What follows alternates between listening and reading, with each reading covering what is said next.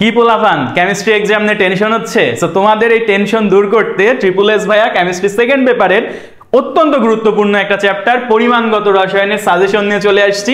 এই টপিকগুলো তুমি যদি ভালো মতো প্র্যাকটিস করে এক্সাম হলে যাও, ইনশাআল্লাহ তুমি এখান থেকে সিকিউ কমন পাবা।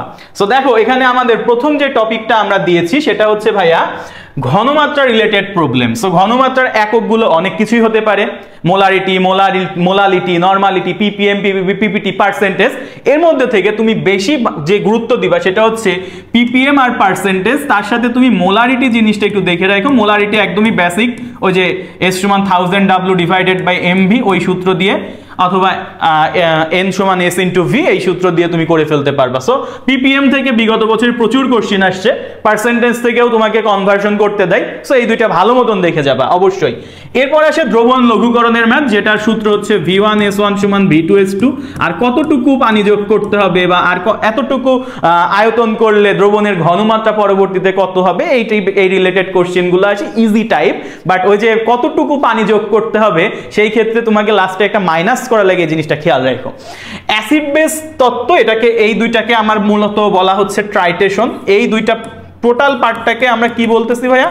Titration part. ঠিক আছে, এই ট্রাইটেশন পার্টের একটা আছে হচ্ছে অ্যাসিড বেস ট্রাইটেশন, একটা আছে জারণ বিজারণ titration. So acid base titration থেকে আমাদের যে ম্যাথটা আসে সেটা হচ্ছে অ্যাসিড আর বেস তোমাকে মিশাই দিলে ওই দ্রবণের প্রকৃতি কত হবে, পিএইচ কত হবে, ঘনমাত্রা কত হবে। সো এই রিলেটেড একটা সিকিউ কিন্তু তুমি এখান থেকে খুব ইজিলি পেয়ে যাবা। আর এই অ্যাসিড বেস তত্ত্বর মধ্যে ঘ নাম্বারে ম্যাক্সিমাম টাইম আসে হচ্ছে নির্দেশকের কোশ্চেনটা, যে আমি একটা অ্যাসিড আর বেস মিশাই দিছি, কোন নির্দেশকটা উপযুক্ত হবে বর্ণনা করো এবং গ্রাফ সহ উপস্থাপন করো। সো এই দুইটা টপিক থেকে তুমি একটা সিকিউ পেয়ে যাবা মোটামুটি। আর এই যে জারণ বিজারণের ট্রাইটেশন, যেটা এখানে সমতাকরণের ম্যাথ আসবে গ নাম্বারে, বা ঘ নাম্বারে বলতে পারে আয়ন ইলেকট্রন পদ্ধতিতে সমতাকরণ করো।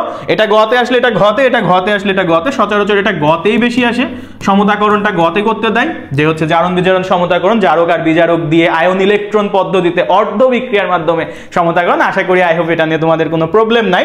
আর ঘ নাম্বারে যেটা আসে সেটা হচ্ছে ভেজাল আর বিশুদ্ধতার ম্যাথ, যে আয়রনের নমুনায় আয়রন আসলে কতটুকু বিশুদ্ধ ছিল, কতটুকু ভেজাল ছিল, আয়রন দিয়ে বেশি আসে। সো এটা ঘ নাম্বারে আসে। সো এই দুইটা থেকে তুমি মোটামুটি আরেক সেট সিকিউ পাবা। এখন জারণ বিজারণের মধ্যে আরেকটা ভাগ আছে আয়োডোমিতি আর ডিমিতি। এটা নিয়ে অনেক কথা আছে যে ভাইয়া এটা আমাদের সিলেবাসে নাই, সিলেবাসে আছে কি না এটা নিয়ে একটা ডাউট আছে। বাট যেহেতু এটা জারণ বিজারণ ট্রাইটেশনের মধ্যে পড়ে যাচ্ছে, সো আমরা এটা পড়ে রাখবো। এবং এখান থেকে বিগত বছরে প্রচুর এমসিকিউ আসতে দেখা গেছে। আমি যখন সলভ করাইছি আমি নিজেই দেখছি প্রচুর এমসিকিউ আসছে।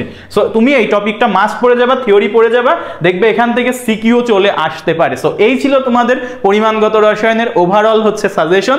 আশা করি তোমরা বুঝতে পারছো, তোমাদের উপকারে আসবে এবং এই টপিকগুলো ভালো মতন পড়ে গেলে ইনশাআল্লাহ তোমার প্রস্তুতি হবে 100-তে 100।